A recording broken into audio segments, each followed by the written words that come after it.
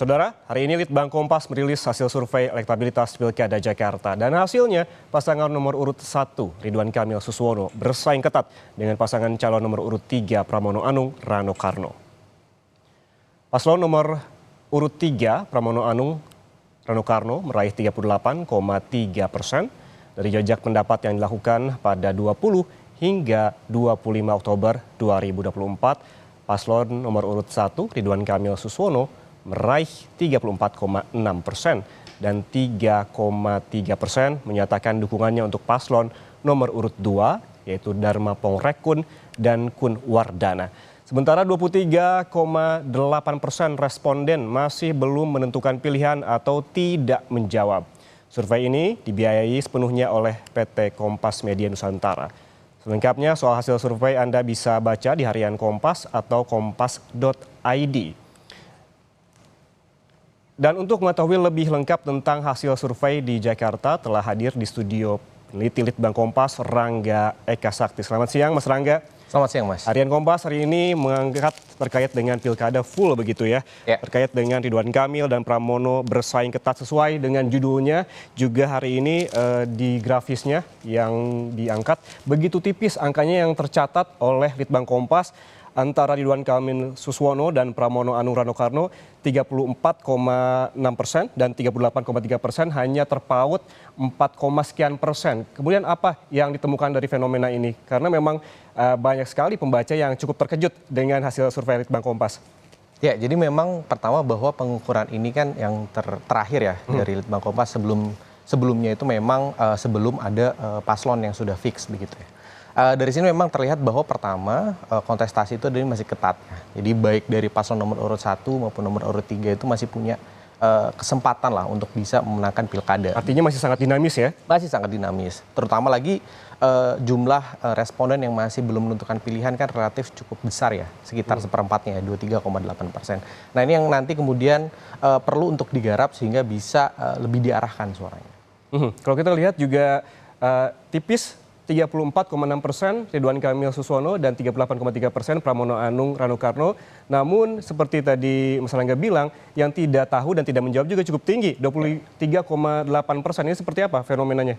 Ya, jadi memang kalau kita lihat masyarakat Jakarta itu cukup rasional ya. Jadi memang tipikal karakteristik masyarakat yang rasional itu banyak pertimbangannya.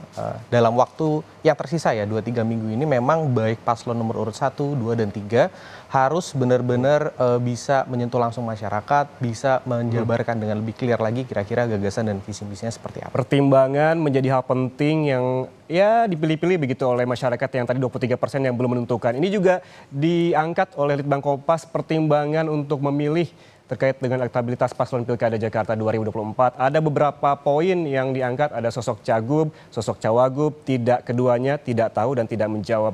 Yang tertinggi justru sosok Cagupnya ini seperti apa Mas? 64,5%. Ya, bahwa berarti mayoritas memang melihatnya di sosok Cagupnya.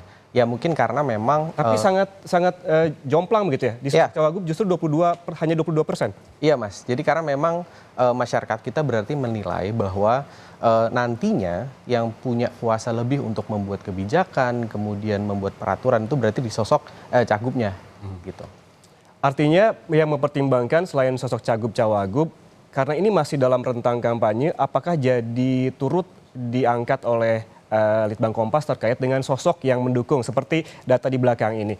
Survei Litbang Kompas 20 hingga 25 Oktober, pertimbangan pilihan calon gubernur ini yang didukung oleh Joko Widodo sebesar 46,6%. Dan yang mengejutkan besar sekali yang didukung oleh Prabowo Subianto atau Presiden Prabowo Subianto 49,7%. Kemudian yang didukung oleh Ahok 39,9%. Yang didukung oleh Anies juga cukup tinggi 44,2%. Berarti intinya ada korelasi sejumlah tokoh mendukung siapa dengan pertimbangan warga untuk memilih paslon tertentu. Ya, dari hasil kita memang ada indikasi begitu ya Mas ya. Jadi ini kan kita mencoba melihat efek dari endorsement. Kira-kira ketika ada sosok seperti Pak Jokowi, Pak Prabowo, Pak Ahok dan Pak Anies ini kira-kira seperti apa efeknya. Ini perlu dimaknai bahwa bukan berarti kemudian elektabilitasnya meningkat sebesar sekian persen atau langsung terkonversi menjadi suara begitu ya. Tapi paling tidak kita bahasakannya adalah pertimbangan. Jadi ketika Pak Jokowi itu memberikan mungkin sinyal itu, endorsement kepada salah satu paslon, itu sekitar 46,6% itu kemudian semakin mempertimbangkan.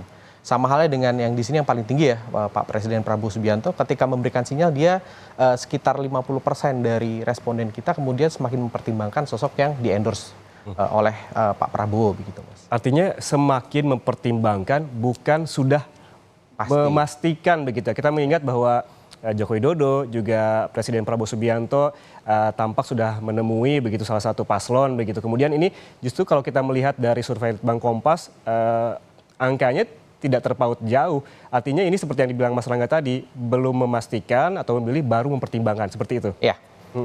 Dan kemudian yang juga diangkat oleh Litbang Kompas terkait dengan elektabilitas paslon Pilkada Jakarta 2024 mengenai alasan memilih banyak sekali variabelnya. Yang paling dominan apa, Mas? Kalau kita lihat di sini memang tadi ya seperti saya ceritakan bagaimana masyarakat Jakarta itu cenderung rasional, maka faktor-faktor yang kemudian dipertimbangkan itu lebih ke yang sifatnya kualitas. Misalnya yang paling tinggi 30,7% itu adalah pengalaman cagup dan cawagup gitu misalnya dalam pemerintah. Kita lihat di setiap paslon itu kan memang relatif sudah pernah memiliki jabatan di posisi yang strategis begitu ya. Di paslon nomor urut 1 Pak Ridwan Kamil dulu mantan gubernur, kemudian di paslon nomor urut 2 Pak Dharma itu dulu jenderal polisi gitu. Kemudian di paslon nomor urut 3 Pak Pramono Anung itu dulu adalah berada di dalam kabinetnya Pak Jokowi. Jadi itu memberikan menunjukkan bahwa ketiga paslon ini itu punya kaliber yang sudah di levelnya begitu ya. Sama juga dengan visi misi dan program kerja yang juga mendapatkan porsi cukup besar di 20,4%. Dan juga kualitas cagup dan cawagupnya termasuk kemudian latar belakang pendidikan, latar belakang pekerjaan sebelumnya itu juga relatif tinggi. Ini sebenarnya menunjukkan bagaimana pertimbangan-pertimbangan rasional tadi itu cukup tinggi di wilayah Jakarta ini. Pertimbangan-pertimbangan rasional ini berarti yang memang ditampilkan pada saat kampanye. Ya. Yang turut dipertimbangkan dan juga diangkat oleh Litbang Kompas. Ya. Oke, terima kasih Mas Rangga Eka Sakti atas insight-nya bersama kami di Kompas Siang, peneliti Litbang Kompas yang sehari ini sudah merilis bagaimana elektabilitas calon gubernur, wakil gubernur Jakarta di Pilkada 2024. Telah bergabung bersama kami di Kompas Siang. Terima kasih sekali lagi.